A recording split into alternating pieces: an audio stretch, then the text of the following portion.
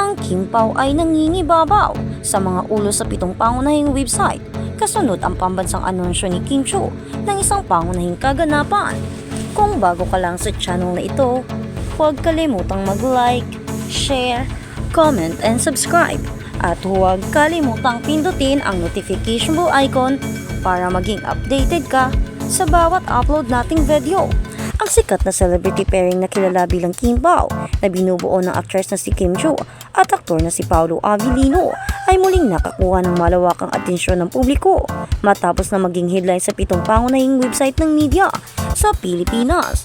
Ang panibagong spotlight ay dumating kasunod ng anunsyo ni Kim Chiu ng isang malaking paparating na kaganapan na mabilis nakakuha ng interes mula sa mga tagahanga, mga taga-masid sa industriya at mga online na komunidad sa buong bansa.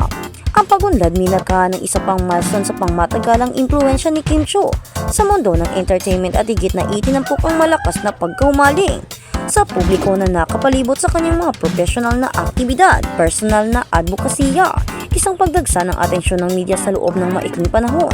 Itinampok na ilang mahusay ng mga balita at lifestyle platform ang mga kwentong nakasentro kay Kim Chiu at ang pinakabagong development na kinasasangkutan niya, kabilang na sa mga media outlet na naiulat na nag-cover ng kwento ay ang ABS-CBN News, Philippine Daily Inquirer, Philippine Star Preview, DZRH News at iba pang malawakang nababasang digital publication. Ang paglitaw ng pangalan ni Kim Chiu sa maraming pangunahing platform ay binibigyang diin ang kanyang patuloy na kaugnayan sa entertainment sa Pilipinas at ang kanyang kakayahang bumuo ng interes na higit pa sa traditional na mga balita sa showbiz. Ang anunsyo na nagdulot ng interes sa buong bansa taliwalas o taliwas sa paunang haka-haka ng ilang netizens. Ang malawakang tinalakay na anunsyo ay walang kaugnayan sa isang personal na milestone o romantikong paghahayag. Sa halip nakatutok ito sa isang malakihang charitable at community-oriented na initiative na pinangunahan ni Kim Chiu. Inanunsyo ni Kim ang paparating na clothing bazaar at charity sale kung saan ibebenta sa publiko ang mga pre-love at na-curate na fashion item mula sa kanyang personal na koleksyon. Sa mga presyong na-access ang mga nalikom mula sa kaganapan ay nilayon upang suportahan ang mga gawaing pangkawang gawa na sumasalamin sa kanyang matagal ng pangako sa pagbibigay pabalik sa komunidad. Ang inisyatiba na ito ay malakas na umalingaw sa parehong mga tagahanga at sa pangkalahatang publiko na humantong sa malawak na saklaw at positibong mga reaksyon online.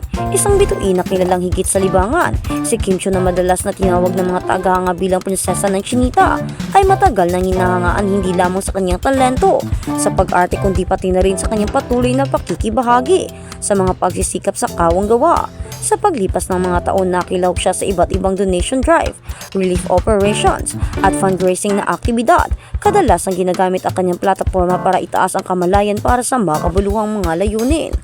Pansin ng mga tagaloob ng industriya na ang diskarte ni Kim sa pagkakawang gawa ay isa sa mga paunahing dahilan kung bakit patuloy niyang tinatangkilik ang malakas na suporta at tiwala ng publiko. Bakit naging viral ang kwento? Tinukoy ng mga taga-masid ang ilang dahilan kung bakit nakakuha ng malawakang traksyon ang anunsyo si Kim Chiu. Accessibility. Nag-aalok ng bazar ng mga fashion items sa abot-kayang presyo na ginagawa itong kaakit-akit sa malawak na audience. Layunin. Ang aspeto ng kawang gawa ay nagtataas ng kaganapan ng higit sa isang simpleng pagbibinta. Visibility. Ang promosyon sa pamamagitan ng pambansang telebisyon at mga online na platform ay nagpapataas ng kamalayan, pakikipag-ugnayan ng tagahanga. Ang mga taga-suporta ni Kim, ang pagpaparis ng Kim ay aktibong nagbahagi at tinalakay ang balita online. Magkasama ang mga salik na ito ay nag-aambag sa mabilis na pagkalat ng kwento sa mga digital platform. Tuwang-tuwa at suporta ang reaksyon ng mga tagahanga.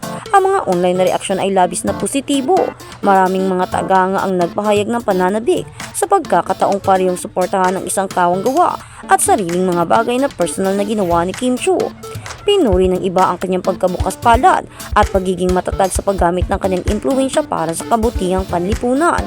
Ang mga taga-suporta ng Kim Pao Tandem ay nagbabahagi rin ng pag-asa na si Paolo Avellino ay maaaring magpakita sa publiko sa kaganapan kahit na walang opisyal na kumpirmasyon tungkol sa kanyang pakikilahok na ginawa.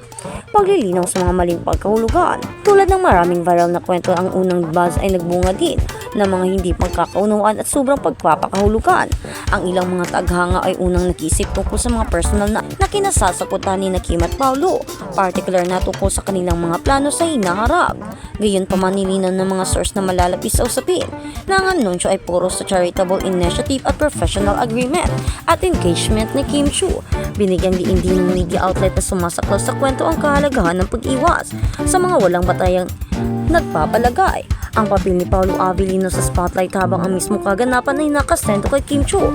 Natural na lumabas sa mga talakayan ang pangalan ni Paolo Avellino dahil sa kasikatan ng pagpaparis ng Kim Pao. Patuloy na pinananatili ni Paolo ang isang magalang at nakalaan na pampublikong imahe na pinipiling tumuon sa kanyang craft at professional na mga pangako. Ang mga tagahanga ay nagpapahayag ng paghanga para sa paggalang sa isa't isa at profesionalismo na ipinapakita ng parehong mga bituin. Kung magkasama man o nagsusumikap sa mga individual na proyekto, isang tipan sa pagtitiwala ng publiko. Ang malawak ng saklaw na 7 pangunahing website ay nagpapakita rin ng mas malalim na antas ng tiwala ng publiko sa mga aksyon ni Kim Chiu. Pansinin ang mga analyst na hindi lahat ng mga celebrity sa inisyatiba ay tumatanggap ng ganoong malawak na atensyon, lalo na ang mga walang kaugnayan sa mga pangunahing proyekto sa telebisyon o pagpapalabas ng pelikula. Sa kaso ni Kim Chiu, ang interes ay nagmumula sa mga taon ng kredibilidad, pagkakapareho at tunay na pakikipag-ugnayan sa kanyang madla, pananagutan ng charity at celebrity. Ang kaganapan ay nagpasimula rin ng mga pag-uusap tungkol sa papel ng mga kilalang tao sa responsibilidad sa lipunan. Binibigyang diin din ng maraming komentarista ang halimbawa ni Kim Chiu bilang isang paalala na maaaring gamitin ng mga public figure ang kanilang mga plataforma para sa positibong epekto ng walang labis na paglalambi o pagpapalambi. Itinuro ng mga eksperto sa media na ang kandigan ay maaaring magpalakas ng impluensya. Ang pagiging tunay sa huli ay tumutukoy sa pampublikong pagtanggap. Nakatingin sa unahan habang papalapit ang petsa ng clothing bazaar. Patuloy ang pag-asa pinapayuhan mga taghanga na manatiling updated sa pamamagitan ng mga opisyal na anunsyo upang maiwasan ang maling impormasyon at matyak ang tumpak na detalye tungkol sa mga schedule at pakikilahok. Nagpahiwatig ang mga organizer na maaaring lumawak ang kaganapan dahil sa mataas na demand kahit na walang pinal na kumpirmasyon na inilabas. Opisyal na bang mag-asawa sina Kim at Paulo? Higit pa sa mga ulo, higit pa sa saklaw ng media at mga online na talakayan. Ang kwento ay kumakatawan sa isang bagay na mas matibay, isang celebrity na gumagamit ng kanyang tagumpay upang ibalik habang pinapanatili ang kababaang loob at transparency. Para kay Kim Chiu, ang mga headline lamang sa salamin ng kasikatan kundi isang patunay ng tiwala na binuo sa paglipas ng panahon. Ang mga headline ng Kim Pao ay nangingibabaw sa 7 pangunahing website, hindi sa resulta ng kahindik-hindik na chismis o kontrobersya, ngunit sa halip ay isang makabuluhang anunsyo na nag-ugat sa kawang gawa at pakikipag-ugnayan sa komunidad. Ang inisyatiba ni Kim Chiu ay muling nagpatibay sa kanyang katayuan bilang isang respetadong tao sa Philippine entertainment.